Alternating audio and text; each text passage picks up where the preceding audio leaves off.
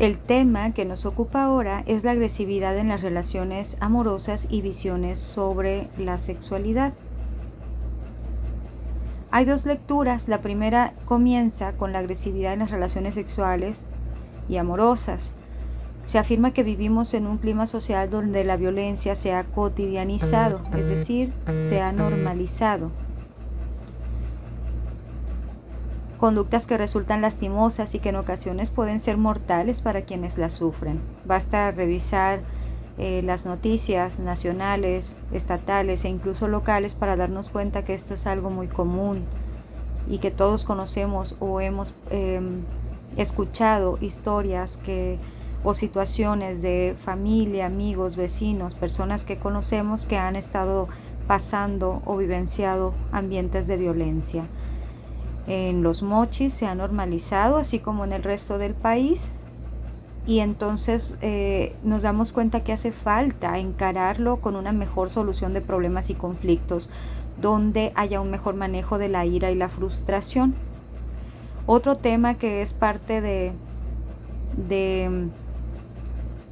una realidad es esta violencia de género, en donde la mujer de hoy en día, tanto en México como en el mundo o en muchas partes del globo, busca una mayor igualdad. En el noviazgo es otra etapa de vida del ser humano donde también se sufre violencia. Puede ser de tres tipos: física, psicológica o incluso sexual. Hay muchísima dificultad para reconocerla, ya que los jóvenes pues tienen una idealización de las relaciones y creen que pudiese formar parte de algo normal, y justifica los comportamientos violentos como los celos, como el control obsesivo, como parte de un amor romántico. La violencia en el noviazgo, entendida como aquella en la que ocurren actos que lastiman a una persona, y es un grave problema. Hay diferentes tipos de agresión según el género. Las mayorías, no es que esto sea exclusivo, no es que no se crucen de un género a hacer lo que hace otro, sino que aquí se hablan de mayorías. La mujer es una violencia más verbal, emocional, si acaso pues llega a amenazas o incluso la agresión física como empujar o golpear. En el género masculino es también una agresión emocional, una violencia psicológica, pero sí tiende más como a la violencia física, como empujar, golpear e incluso transgredir sexualmente. Las mujeres tienden a sentirse culpables ante ambientes de violencia y el hombre tiende a sentirse como que se le es permitido. Las agresiones verbales son las más comunes, de ahí el paso siguiente es la agresión psicológica, luego la agresión física y luego la agresión sexual. Un gran número de investigadores apuntan que se da una disminución de la práctica de la violencia conforme, al menos de la física, de los golpes, conforme se aumenta en la edad. Hay que distinguir entre estos dos conceptos. Por una parte tenemos violencia y por otra parte coacción. La violencia es toda acción que emplea fuerza física. La coacción, o sea, incluye a este segundo término, que más adelante lo explico, la coacción o la intimidación sobre la persona con el fin de impedir su libre autodeterminación, su voluntad, su autonomía. En cambio, la coacción es una violencia que es como una persuasión. Yo te niego un derecho fundamental o te persuado, te obligo para que realices una acción aunque no cuente con tu consentimiento. Si esto lo agregamos al aspecto sexual, entonces tenemos dos delitos que no solo son violencia o agresiones, sino ya están considerados como delitos, que es el acoso, el hostigamiento sexual, la violación y abuso sexual. En el primero de los casos estamos hablando de una variante de la violencia, y esta debe ser entendida como un acto de coacción e intimidación con la finalidad de tener una relación sexual. Yo te acoso con el fin de obtener una relación sexual contigo. La definición de acoso sexual del Protocolo para la Prevención, Atención y Sanción del Hostigamiento Sexual y Acoso Sexual en México agrega los siguientes elementos. Se considera una forma de violencia que conlleva un ejercicio abusivo de poder, aunque no haya subordinación de la víctima. Coloca a la víctima en un estado de indefensión o de riesgo y se concreta en uno o varios eventos. Es muy inquietante estar sufriendo este tipo de situaciones que como personas atacan una de las partes que nos son muy necesarias, que es nuestra dignidad, que es nuestra voluntad. Ya un paso más tremendo, más caótico para la persona que lo sufre, es la violación, es el abuso sexual. Es un delito y se castiga penalmente. Aun cuando hemos escuchado sobre esto, a veces no hay mucha claridad de la conducta específica que está catalogada con este término de violación y abuso sexual.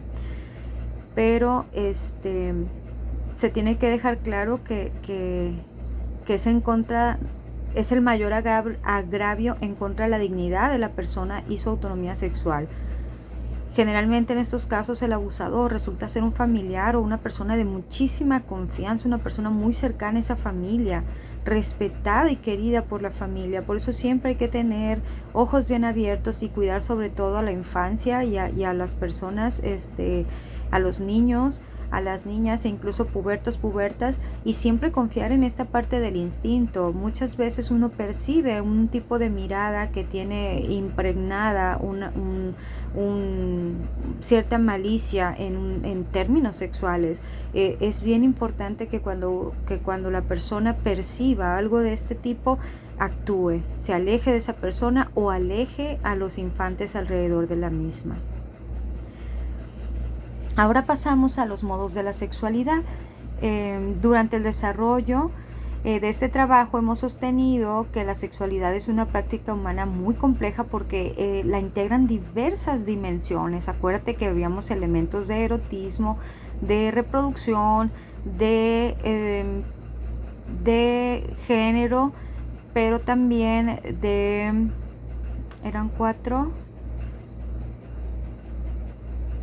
erotismo, que era el placer sexual, la reproducción, el género y la relación afectiva. Entonces son elementos que permiten muchísimo dentro de las relaciones entre las personas, sobre todo en términos amorosos. Entonces ya nos queda claro que hay una existencia de una amplia gama de orientaciones sexuales expresadas en el deseo sexual. Sin embargo, el libro de texto se limita a exponer 2 de ellas. Tenemos la heterosexualidad y la homosexualidad. La heterosexualidad es una orientación sexual donde una persona se interesa o siente un deseo sexual por alguien del sexo opuesto. Mientras que la homosexualidad en el hombre y en la mujer se interpreta como la interacción o atracción sexual, emocional y sentimental y afectiva hacia individuos del mismo sexo. De acuerdo con Ender Boscan Salas, es un médico sexólogo, existe una gran cantidad de errores de concepto que persisten desde hace siglos en nuestra sociedad y que mantienen una visualización equivocada de la sexualidad. ¿Por qué? Porque la han tratado como una perversión, como un pecado, como un contagio, como un castigo de Dios, como formas de hablar, de vestirse o de comportarse diferente. Y entonces viene una gran gama de adjetivos que se usan mucho en nuestro vocabulario muy local en contra o que buscan como denigrar a personas homosexuales. La ética no está a favor de denigrar a nadie por su orientación sexual. El homosexualismo incluso ha sido estudiado desde diferentes perspectivas, biológica, psicológica o mixta. La biológica dice que hay cierta posibilidad de que la homosexualidad sea genética, que esté en algún cromosoma o gen. Sin embargo, no hay todavía, pleno 2021, una teoría que esté comprobada al 100%, como tampoco la de la teoría psicológica, que es la B, donde dice que que se aprende, que una persona homosexual aprende a hacerlo durante sus vivencias, sus experiencias. Sin embargo, esta tampoco se ha demostrado en un 100%. Y la mixta supone que hay tanto una predisposición biológica como el contexto, lo que contribuye a que una persona sea de orientación homosexual. Ninguna de estas teorías lo han explicado al 100%. Y la homosexualidad existe desde que existe el ser humano en la Tierra. Resulta esencial fortalecer el respeto por el otro. Es perfectamente posible que personas con distintos patrones sexuales o conductas establezcan vínculos de convivencia social, amistad, solidaridad, comprendiendo y aceptando cada uno el patrón sexual del otro, sin tratar de intervenir en ello para cambiarlo. Es decir, hay que consolidar mucho mayor respeto mutuo. Cambiemos ahora las visiones sobre la sexualidad. Se afirma que hay una crisis que inició siendo socialmente, pero que ahora se ha convertido en una crisis sexual. La moral sexual, si nosotros hablamos de la conveniencia sobre dejar en claro que la moral sexual es la percepción individual que te va a permitir o no realizar un acto sexual que para otras personas educadas de manera distinta a la tuya no serían aceptables. Por eso pues la moral sexual va a variar entre cada uno de nosotros y va a depender del estilo de crianza. Ya hablábamos que hablar de sexualidad era hablar de qué tipo de padres y de crianza te han dado. Se va construyendo desde tu nacimiento.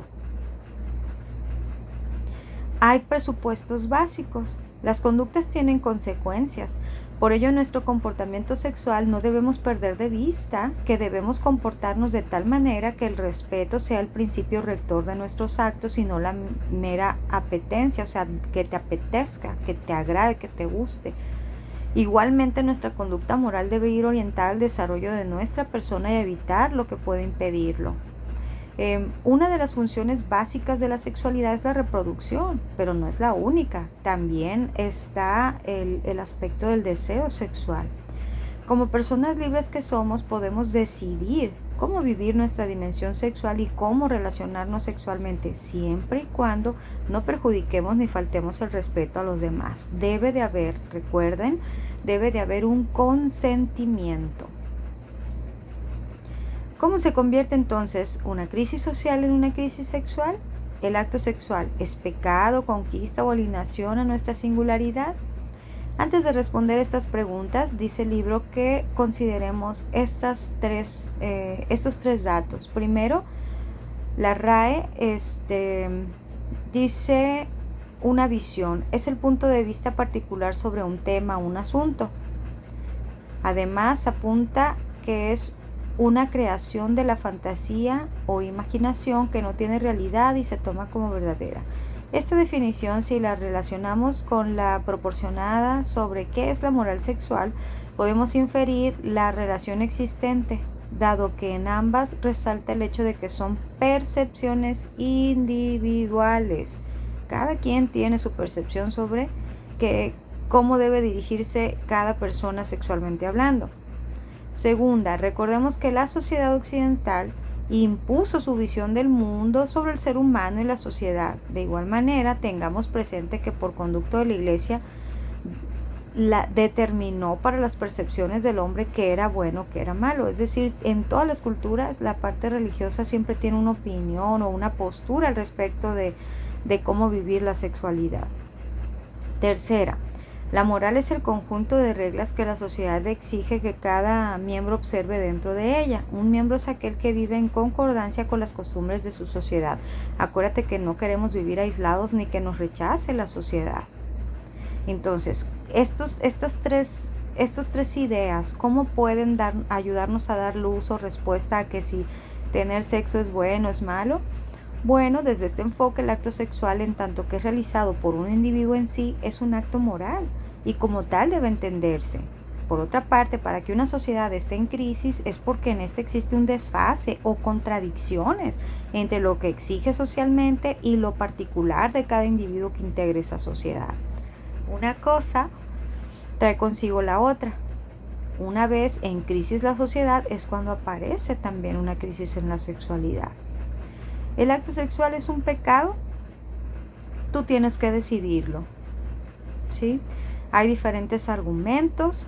Por ejemplo, Enrique Rojas señala que presentamos hoy una idolatría por el sexo a través de los medios de comunicación, donde se nos invita y se idolatra a la relación sexual como algo extraordinario, algo que incluye sensaciones maravillosas, diversión, juegos caprichosos, etc. Sin embargo, al ser promovido de estas maneras, pues también se presenta un mercado del amor rebajado y a bajo precio, ¿no?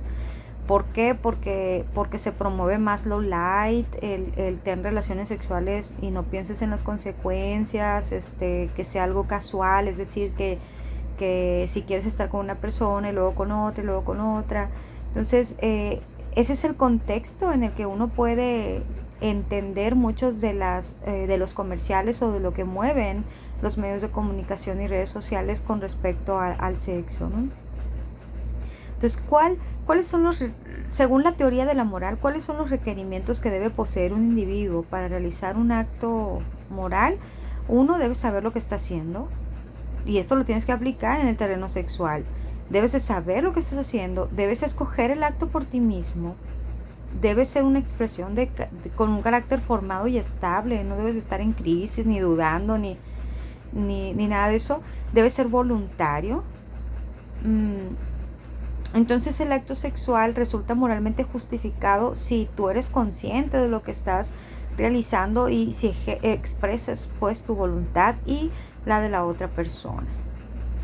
Para evitar errores, frustraciones y sufrimientos propios o ajenos, se propone una ética basada en la libertad, pero también en la dignidad, en la justicia, en la igualdad y también en la empatía.